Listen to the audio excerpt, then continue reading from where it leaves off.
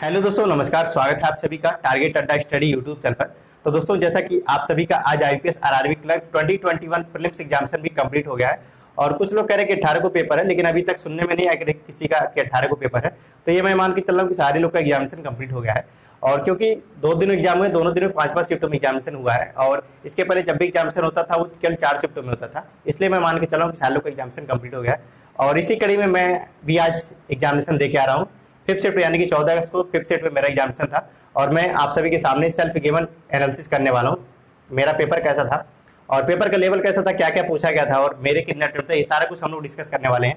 तो चलिए वीडियो को शुरू करते हैं। और अगर आप चैनल पर नए हैं तो चैनल को सब्सक्राइब कर लिए, बेल आइकन प्रेस कर लिए और वीडियो को ज़्यादा से ज़्यादा शेयर कीजिएगा, लाइक कीजिएगा।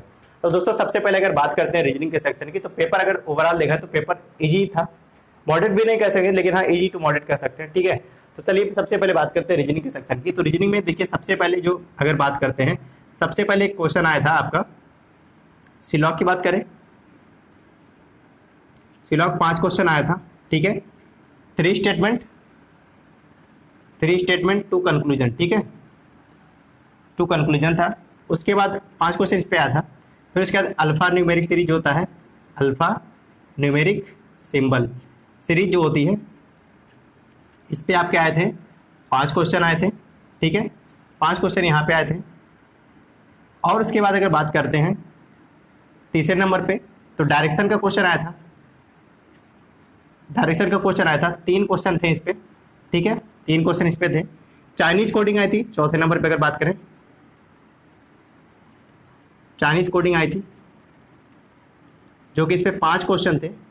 थोड़ा सा इसी को अगर कह सकते हैं तो लोग इसमें थोड़ा सा डाइवर्ट होंगे, क्योंकि 3-4 वर्ड थे और 4 कोड थे। ठीक है, फिर 5वें नंबर की अगर बात करें तो एक क्वेश्चन आया था आपका पेयर वाला, पेयर का एक क्वेश्चन आया था। फिर 6ठे नंबर पर अगर बात करें, एक क्वेश्चन आपका आया था जिसमें एक नंबर दिया था, यानी कि ऐसे रेंडमली लिखा था 7, 8, 1, 6, मतलब ऐसे था कि जो भी था रैंडम लिखा हुआ था 1 से लेके 9 तक। ठीक है, 1 से लेके 9 तक था। इसको फिर बोला क्या था कि आप इसको जैसे असेंडिंग ऑर्डर में इसको अरेंज करने के बाद इसमें आपको बताना था कि कितने ऐसे नंबर हैं जिनके जो प्लेस है वो चेंज नहीं होते हैं। ठीक है, तो एक क्वेश्चन इस पे था। तो इसका 7वें नंबर की बात करें तो एक क्वेश्चन आपका था वर्ड फॉर्मेशन पे, वर्ड फॉर्मेशन पे एक क्वेश्चन आया था। ठीक है, फिर इसके बाद 8वें नंबर पे अगर बात करें तो 8वें नंबर पे क्वेश्चन आया था आपका एक, ये हो गया। फिर 8वें नंबर पे क्वेश्चन था आपका कौन सा, ठीक है, अभी 8वें नंबर के बाद देखते हैं। उसके बाद ये हो गया 8वें। उसके बाद बात करते हैं, लीनियर था। लीनियर में 7 लोग बैठे थे और 7 लोग थे जो नॉर्थ साइड फेस किए थे। इस पे 5 क्वेश्चन था। ठीक है, लीनियर, ठीक है, सीटिंग था, लीनियर सीटिंग था। इस पे 5 क्वेश्चन थे और 7 लोग पर्सन थे जो कि सब लोग नॉर्थ में देख रहे थे। फिर उसके बाद अगर बात करें आगे की, तो आया था 9वें नंबर पे आपका आया था 7 फ्लोर थे। ठीक है, 7 पर्सन थे, तो फ्लोर था, 7 पर्सन थे और आपके इस पे कितने 5 क्वेश्चन आए थे, 5 क्वेश्चन। ठीक है, 10वें नंबर की अगर बात करें तो आपका ब्लड रिलेशन देखिए इसमें नहीं आया था।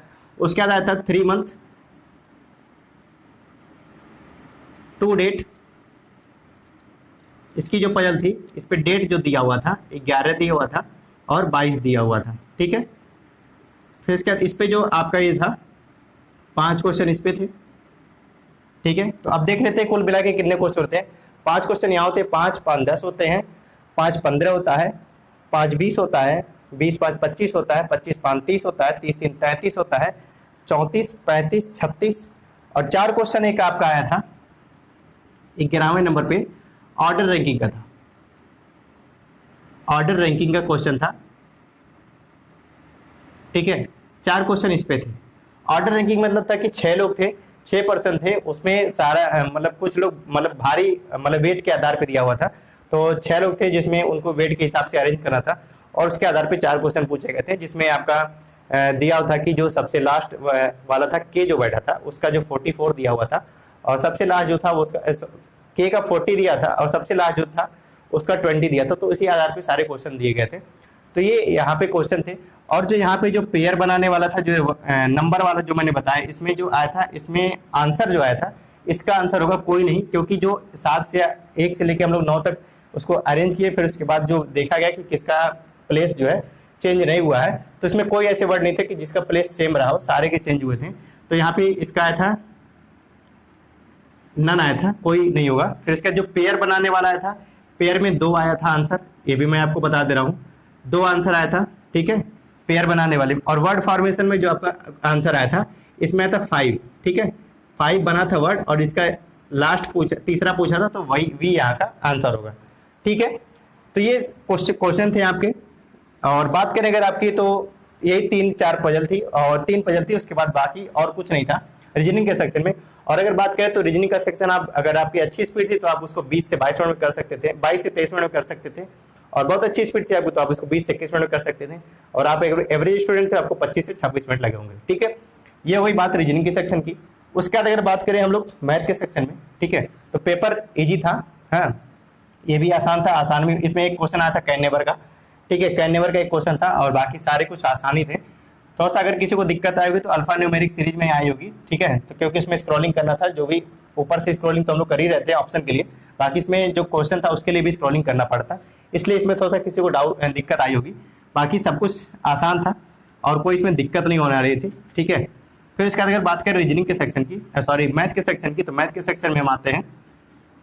तो रीजनिंग का सेक्शन देखा है तो ओवरऑल आसान था, और अगर किसी को टाइम लगा तो चाइनीज कोडिंग में थोड़ा बहुत लगा होगा, और अगर आपकी स्पीड और आपकी प्रैक्टिस रहेगी तो उसमें भी आपको टाइम नहीं लगा होगा। बात करते हैं अगर मैथ के सेक्शन में, तो मैथ में आपका देखिए, मैथ में पहले आया था क्वाड्रेटिक आया था, क्वाड्रेटिक आए थे आपके 5 क्वेश्चन, आसान थे, आसानी से बन जा रहे थे इसके जो फैक्टर थे। फिर उसके बाद आपका आया था डीआई आई थी, 2 डीआई आई थी, एक टेबुलर थी,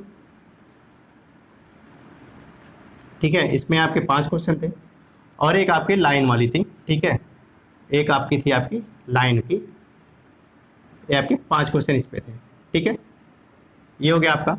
फिर उसके बाद आपका इसमें नंबर सीरीज नहीं आई थी। उसके बाद आपका 10 क्वेश्चन आपके आए थे, 10 क्वेश्चन आपके आए थे वर्ड प्रॉब्लम के, 10 से 11 होंगे, ठीक है,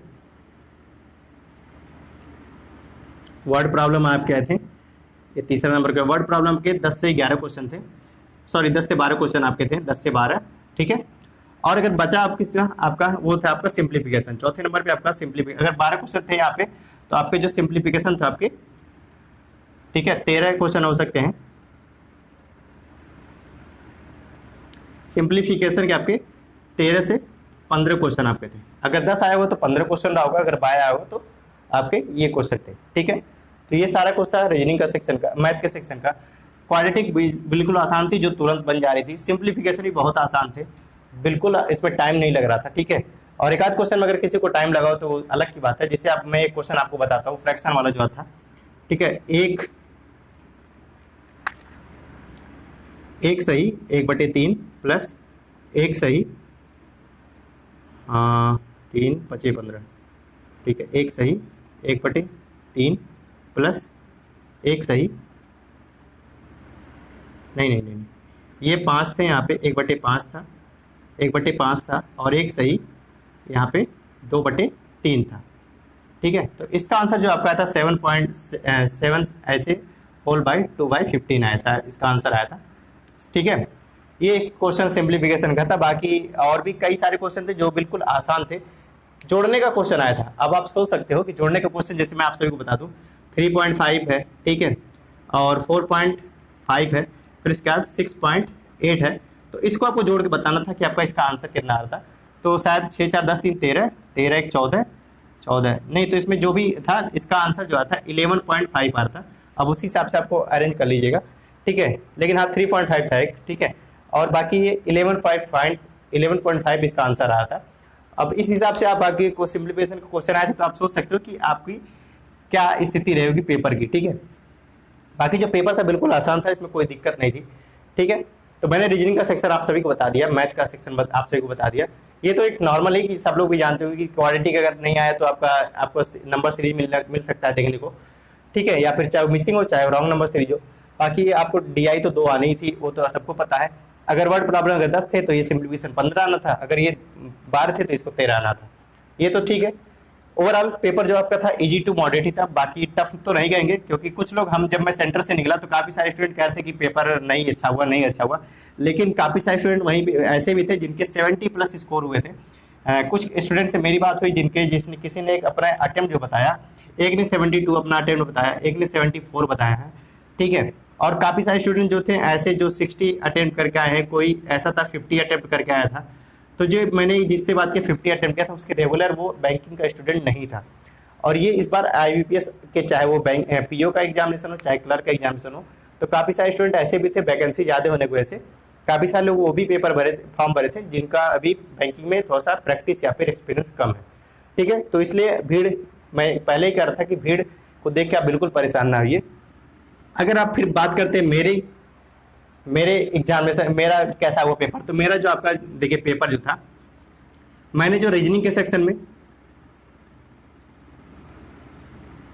39 क्वेश्चन किया है। मैंने एक क्वेश्चन में छोड़ दिया था वर्ड फॉर्मेशन वाला, क्योंकि उस टाइम दिमाग में क्लिक नहीं कर रहा था, बाद में दिमाग में क्लिक किया तो इसलिए, और क्योंकि इसमें टाइम भी उतना मुझे नहीं मैं बचा पाया, क्योंकि थोड़ा सा मैथ में हाथ तंग हो जाता है। फिर इसके बाद अगर बात करें मैथ के सेक्शन की, ठीक है, तो ओवरऑल जो मेरे अटेम्प्ट थे वो 74 थे, ठीक है, सॉरी, ठीक है। तो हमारा कितना हो जाता है, सॉरी 35 हो गए, ठीक है। 74 मेरे अटेम्प्ट थे टोटल, बाकी थोड़ा जो बचा वो मैं ये थोड़ा सा 5 क्वेश्चन यहाँ रीजनिंग मैथ में नहीं कर पाया, बाकी एक क्वेश्चन आपका रीजनिंग में नहीं कर पाया। तो ओवरऑल जो मेरे अटेम्प्ट थे 74 थे, ठीक है, बस यही था। और पेपर अगर बात करें तो पेपर बिल्कुल इजी था, बहुत ही टफ नहीं कहेंगे। अब ये मत सोचना कि इजी मैं कह रहा हूँ, मतलब अगर मैं ये कह रहा हूँ कि मेरे 6 क्वेश्चन नहीं हुए तो इसका मतलब पेपर टफ था।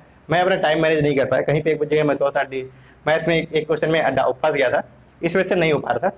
बाकी जो पेपर था वो बिल्कुल आसान था, इसमें कोई हार्ड बढ़ाने और डरने वाली बिल्कुल बात नहीं है। और जो कट ऑफ है वो एक्चुअल में जैसा था वैसा ही जाने वाला है। और हो सकता है अगर वैकेंसी ज़्यादा होने की वजह से तो 1 से 2 नंबर घट सकता है वैकेंसी ज़्यादा होने की वजह से, लेकिन मुझे वो भी चांस नहीं दिख रहा जिस हिसाब से पेपर आया है, ठीक है। बात कट ऑफ की आती है तो कट ऑफ के लिए मैं वीडियो कल बनाऊंगा, इसलिए मुझे डाटा चाहिए क्योंकि एनालिसिस करने के लिए।